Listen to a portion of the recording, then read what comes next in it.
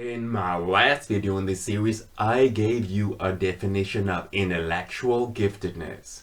In this video, I'm moving on to emotional giftedness. What is it? Let's find out. We who are emotionally gifted feel highly complex and deep emotional feelings and relational attachments. We understand a wide range of emotions. We have a strong memory for feelings and often express a high concern for others. We have a heightened sense of right, wrong, injustice, and hypocrisy, but also a high sense of empathy, responsibility, and self-examination. What's more, high emotional capacity is a blessing and a curse. Without high emotional intelligence, individuals like Saint Teresa of Calcutta would not have impacted our world so profoundly. We who are emotionally gifted are very empathetic, caring, and develop creative solutions to better society. On the downside, though, we gifted individuals with a high emotional intelligence are often told we are too sensitive and that we need to get over it and that we take too much to heart. In reality, though, we can't get over it, nor can we stop being too sensitive in a quick manner because our brains are wired differently. We have expanded brain regions and networks for emotional processing, insula and cingulate cortex, which allow us to feel all dimensions of emotions like fear, anger, sadness, disgust, surprise, anticipation, joy, and trust, and we ponder the deep emotional complexities. What's important to know is that sensory information like touch, taste, smell, hearing, and seeing, along with memories, are coded in the expanded regions for emotional processing. So a heightened sensory response can elevate emotional content of an experience or memory. So when we experience something with our senses, it has a strong emotional impact too.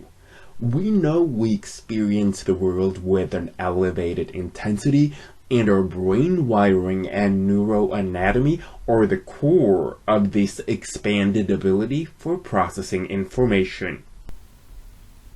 What's more, gifted individuals with a high verbal IQ self-reported that they had increased worry and rumination compared to age-matched individuals. A gifted person with an expanded vocabulary evaluates words, language, and meaning in a more complex manner. I know I do, and this can apparently amplify my thought process, emotions, and experiences both positively and negatively.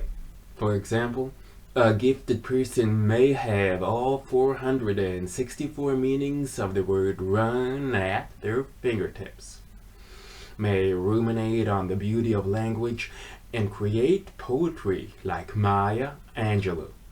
Did you know she was emotionally gifted? Many of us emotionally gifted individuals have a profound commitment to making the world better, which may exacerbate our emotions and intensity. I know I experienced this.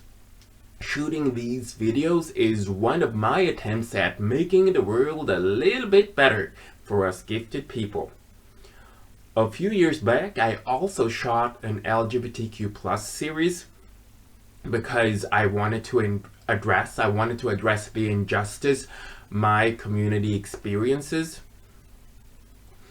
But it took such a heavy toll shooting these videos. Shooting these videos took such a heavy toll on me that I couldn't go on shooting them. So I canceled the series. And I have something more I want to say about this, because furthermore, social justice is a core value that weighs on an emotionally gifted individual. And when we emotionally gifted see or experience social injustice, it is very challenging for us. For example, a gifted child on the playground who experiences a classmate cheating in a game of dodgeball may cause a rage of fury if the cheater isn't disciplined. This injustice on the playground can influence their whole day, and they can have difficulty letting it go since the gifted individual is prone to worry and rumination.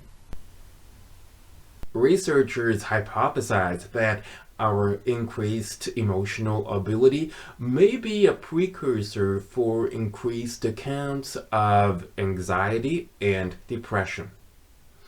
And sadly, emotionally gifted individuals did self-report an increase in anxiety and depression. Gifted expansive empathy is seeing, feeling, and embodying things more deeply, and is at the center of this gifted experience.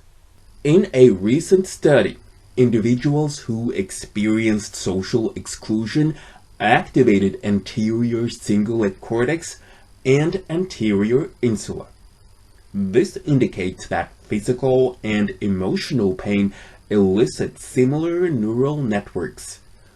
This means that to an emotionally gifted person, being socially excluded gives both physical and emotional pain.